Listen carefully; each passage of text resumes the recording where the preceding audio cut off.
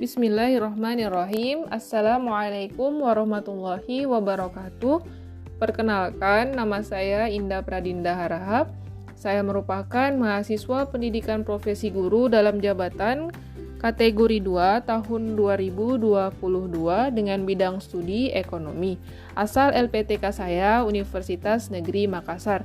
Berikut saya tampilkan uji komprehensif yang dilakukan pada hari Jumat tanggal 7 Oktober 2022. Selamat menyaksikan.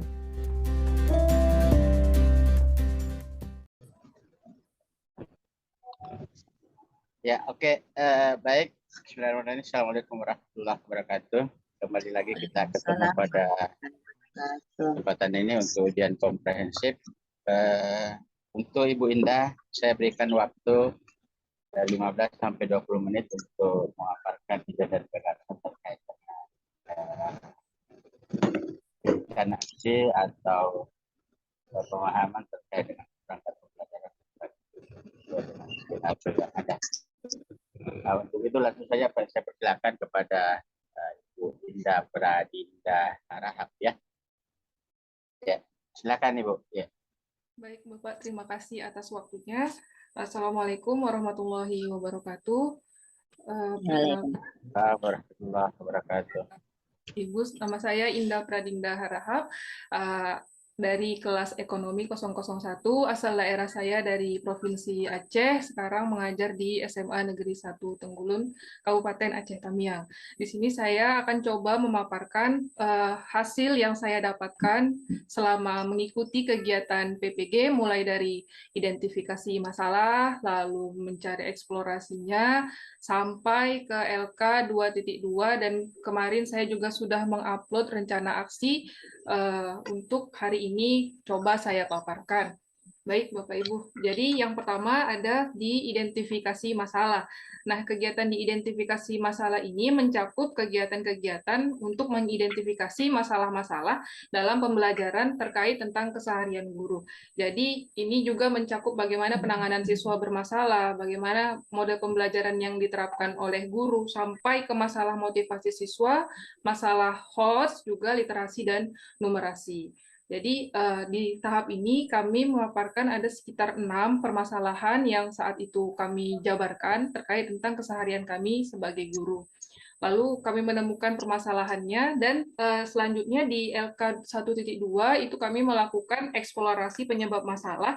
Yang ini dalam eksplorasi ini kami berusaha untuk mencari sebenarnya penyebab dari permasalahan yang sudah kami identifikasi itu apa. Jadi di sini kami juga melakukan kajian-kajian literatur, juga wawancara untuk mendukung gagasan yang sudah kami kemukakan di awal tadi. Jadi wawancaranya juga kami lakukan kepada kepala sekolah, kepada guru, kepada pengamat, kepada pengawas, dan kepada rekan sejawat. Jadi dari hasil eksplorasi penyebab masalah itu, akhirnya kami menemukan dari kajian literatur untuk menemukan penguat-penguat yang sudah kami kemukakan di LK 1.1. Lalu selanjutnya di LK 1.3 kami membuat penentuan penyebab masalah.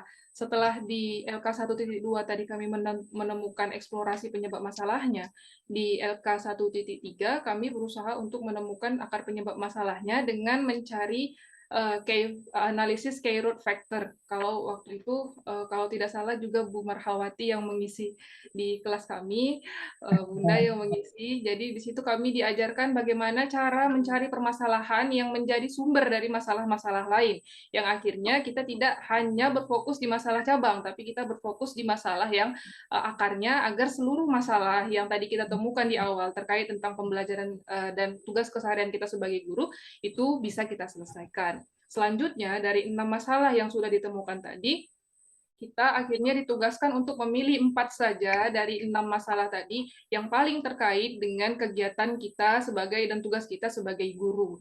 Di sini saya memilih 4, yaitu tentang terkait masalah pedagogik, literasi, dan numerasi, yaitu rendahnya motivasi belajar siswa.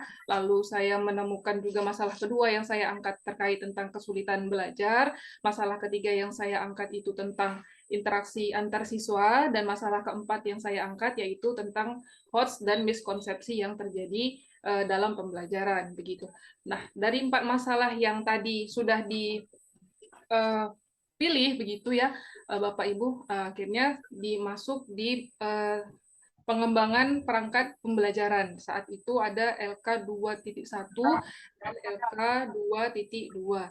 LK 2.1 itu memaparkan tentang eksplorasi alternatif solusi. Jadi akan dijabarkan di situ eksplorasi, atau kita juga melakukan wawancara di situ kepada kepala sekolah seperti yang tadi ada di LK 1.2, kepada 5 pihak tadi, pengawas, dan juga kepada guru, kepada sejawat, dan juga kepada ahli. Wawancara yang dilakukan di sini adalah dalam rangka untuk menguatkan solusi-solusi yang sudah kita kemukakan dalam LK-LK sebelumnya. Jadi di sini kami juga melakukan analisis pros dan cons, atau kekuatan dan kelemahan dari masing-masing teori yang sudah atau gagasan yang sudah kami kemukakan di dalam LK-LK sebelumnya. Begitu. Lalu masuk ke dalam pembahasan LK 2.2. Jadi di LK 2.2 di sini kembali Bunda Marhawati yang waktu itu membimbing kami. Jadi masuk ke dalam penentuan solusi. Jadi kolom 1 itu memindahkan dari LK 2.1 tentang kajian literatur apa saja, dan di kolom 2-nya solusi yang relevan itu kami menuangkan apa saja solusi-solusi yang sudah kami temukan, misalnya dalam model pembelajaran. Pakar mengatakan misalnya project based learning, lalu dari jurnal keluaran 5 tahun terakhir itu misalnya mengatakan problem based learning, itu kami semua jabarkan. Lalu kami memilih solusi yang paling relevan dari semua solusi yang ada tadi. Mengapa kami harus memilih salah satu di antaranya? Karena sekali lagi di sini diterapkan, kami memilih solusi itu karena kami melihat apa kelebihan dan kekurangan jika solusi ini tidak diterapkan di dalam kelas kami. Jadi lagi-lagi kami menggunakan analisis kekuatan dan kelemahan, bagaimana jika diterapkan dan bagaimana jika tidak diterapkan. Mungkin itu untuk sampai di LK 2.2, selanjutnya kami melakukan pembuatan rencana aksi dari mulai aksi 1 sampai dengan aksi 4. Izin share Bapak dan Bunda untuk memaparkan. Silakan. Saya buat. Baik.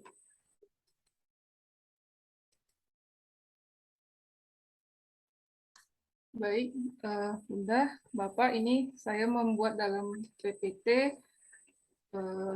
Di sini yang saya jabarkan adalah di perangkat 1 dengan tema indeks harga dan inflasi, dan subtemanya indeks harga dan inflasi. Jadi ini adalah yang kami gunakan untuk di dalam rencana aksi 1. Jadi ini mencakup identitasnya sekolah semester ganjil kelas 11 dengan mata pelajaran ekonomi, temanya indeks harga dan inflasi dengan subtema indeks harga dan inflasi. Mencakup pertemuan pertama dan kedua dengan alokasi waktu 4 dikali 45 menit. Selanjutnya, ini adalah indikator kompetensi dasar dan indikator untuk pertemuan 1. Lalu untuk kompetensi dasarnya 3.4 menganalisis indeks harga dan inflasi dengan indikator untuk pertemuan 1, 3.4.1 sampai 3.4.3. Yang pertama menjelaskan pengertian indeks harga, yang kedua menganalisis tujuan penghitungan indeks harga, yang ketiga mengidentifikasi macam-macam indeks harga, dan untuk kompetensi dasar keterampilannya yaitu menyajikan hasil analisis indeks harga dan inflasi. Nah, indikatornya yaitu melakukan kajian tentang indeks harga dan inflasi. Untuk kompetensi dasar dan indikator di pertemuan kedua, indikatornya, kompetensi dasarnya masih sama, yaitu 3.4 dan 4.4. Lalu indikator pencapaian kompetensinya, untuk yang pertama ada membedakan untuk keterampilan, untuk pengetahuan yang pertama, membedakan metode penghitungan indeks harga. Yang kedua, menghitung indeks harga, sementara untuk indikator keterampilannya yaitu melakukan kajian tentang indeks harga dan inflasi. Selanjutnya, tujuan pembelajaran untuk pertemuan pertama, setelah mengikuti kegiatan pembelajaran melalui pendekatan saintifik dengan menggunakan model pembelajaran problem-based learning, peserta didik dapat menjelaskan pengertian indeks harga yang berada dalam ranah C2 dan menganalisis tujuan penghitungan indeks harga yang berada dalam ranah C4 dan termasuk HOTS, serta mengidentifikasi macam-macam indeks harga dengan penuh tanggung jawab, bekerja keras, dan bekerja sama. Sedangkan untuk tujuan pembelajaran di pertemuan kedua,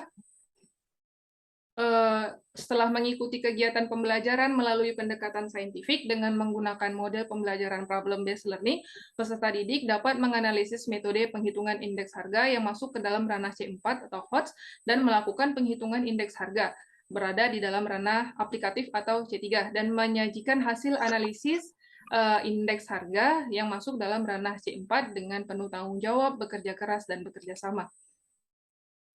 Selanjutnya, pendekatan model dan metode yang saya gunakan di dalam rencana dan perangkat aksi 1 saya, yaitu untuk pendekatannya menggunakan saintifik, untuk model pembelajarannya menggunakan model pembelajaran problem-based learning, dan metode yang digunakan adalah diskusi, tanya jawab, serta penugasan. Selanjutnya, Bapak dan Bunda, ini adalah tentang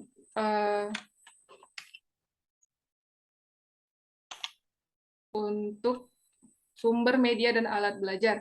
Nah, untuk sumber media dan alat belajar, di sini saya menggunakan 3 buku, masing-masing untuk seluruhnya untuk kelas 11, terbitan Alam S yang pertama, lalu ada dari Bapak Pratama Raharja dan Pak Wiji Purwanta, lalu ada dari Kinanti Geminastiti, kelas 11, dan ada 3 channel YouTube dan 1 website dari Bank Indonesia, serta data dari BPS yang terkait dengan lingkungan peserta didik. Media yang saya gunakan adalah PowerPoint pembelajaran, tertera video dan linknya. Lalu platform yang digunakan adalah Rumah Belajar Kemendikbud, dan saya juga membuat prezi video.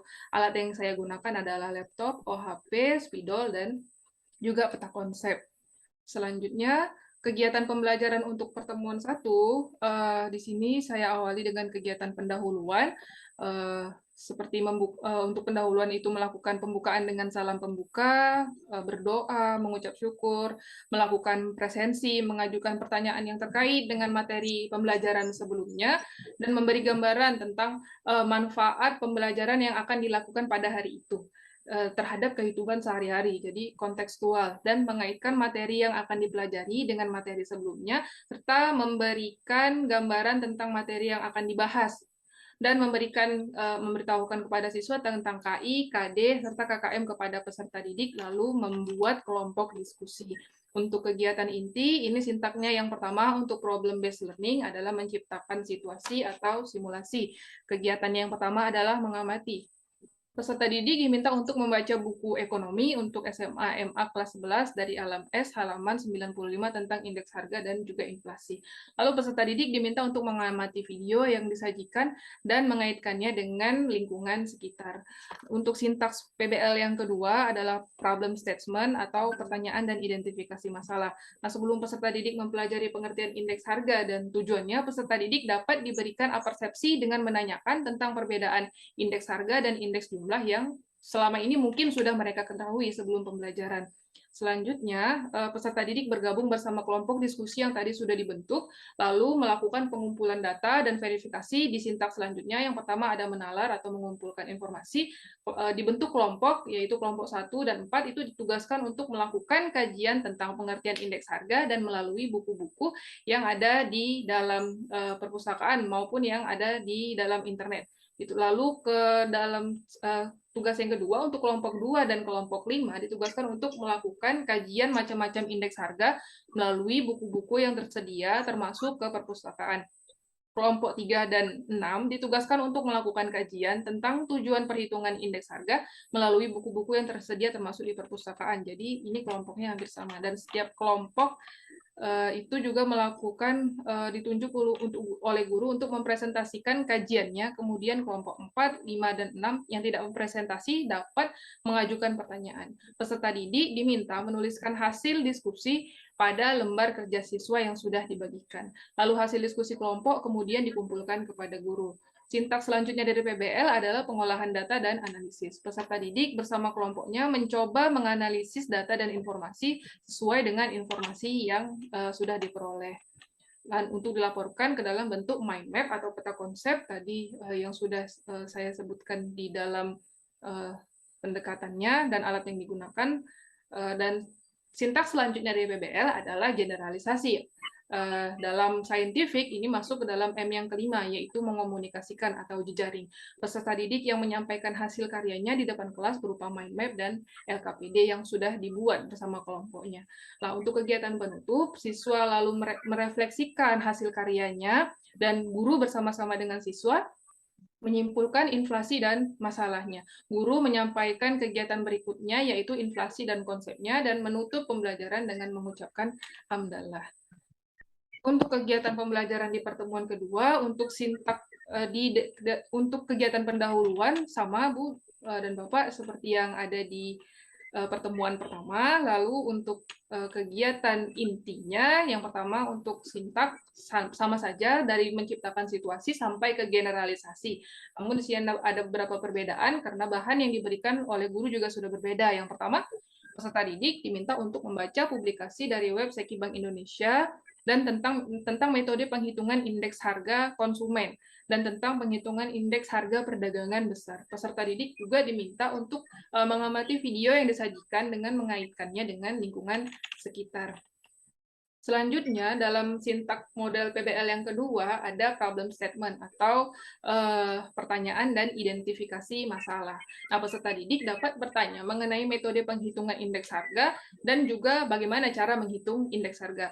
Lalu peserta didik bergabung bersama kelompok diskusi yang sudah dibentuk. Untuk sintak pengumpulan data atau verifikasi, ini masuk ke dalam M saintifik yang menalat, peserta didik itu setelah membaca data dari web Seki Bank Indonesia, lalu peserta didik menyaksikan video pembelajaran. Juga mereka diminta untuk mengumpulkan informasi tentang harga beberapa bahan pokok di daerah mereka.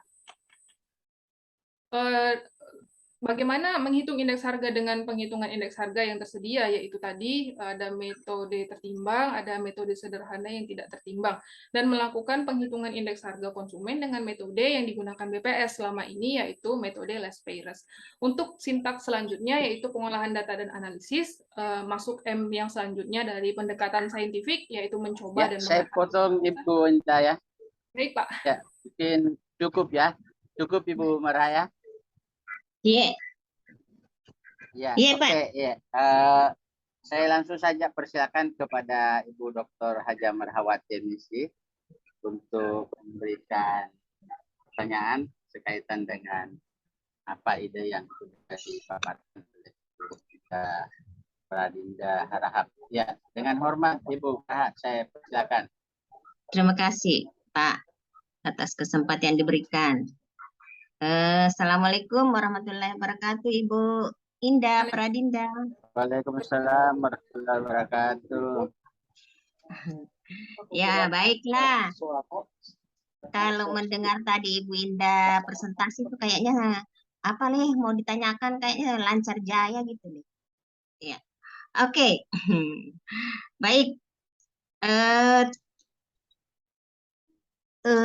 Saya mau mulai dari bagaimana pada pendalaman materi, yaitu identifikasi masalah. Sebenarnya Ibu Indah, masalah pembelajaran apa yang Ibu Indah telah identifikasi yang ditemui selama ini?